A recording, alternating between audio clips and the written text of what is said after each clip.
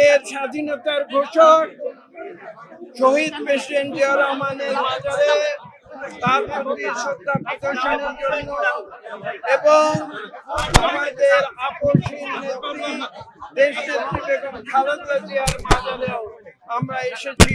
তার প্রতি শ্রদ্ধা প্রদর্শনের জন্য। আমাদের মনে রাখতে হবে যে একটি সরকার কিভাবে কাজ করে,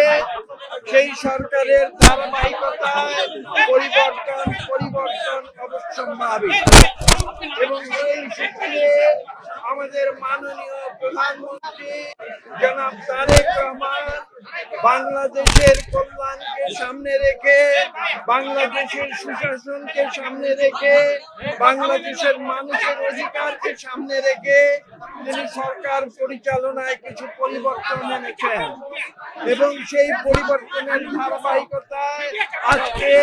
আমরা সরকারের সাথে 6 জন যুক্ত হয়ে আমরা এখানে এসেছি এবং আমরা শ্রদ্ধা প্রদর্শন করছি যাদের অবদানে এই বাংলাদেশ সৃষ্টি হয়েছিল। আমাদের একটি কথা মনে রাখতে হবে, বিএনপি এমন একটি রাজনৈতিক দল যারা মানুষের অধিকারে বিশ্বাস করে, যারা গণতন্ত্রে বিশ্বাস করে এবং এই দলটি কিন্তু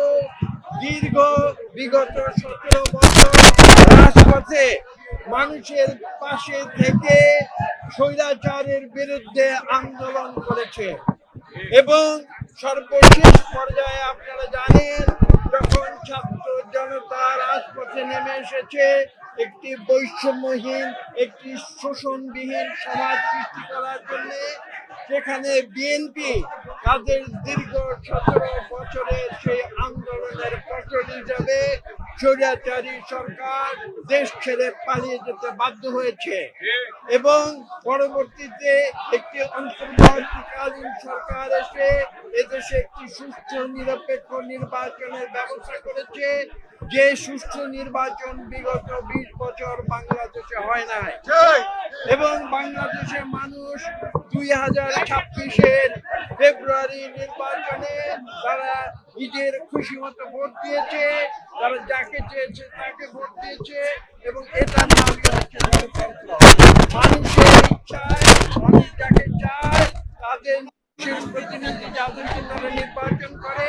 তাদেরকে নিয়ে সরকার গঠিত হয় এবং সেই সরকারের নেতৃত্ব দিচ্ছেন আজকে আমাদের নেতা বাংলাদেশের প্রধানমন্ত্রী জনাব তারেক রহমান। বক্তব্য আজকে দীর্ঘ করার কিছু নেই, আমরা গণতন্ত্রের পূজারী, আমরা জনগণের সঙ্গে থেকে জনগণের কল্যাণে কাজ করি, ক্ষমতার জন্য বিএনপি রাজনীতি করে।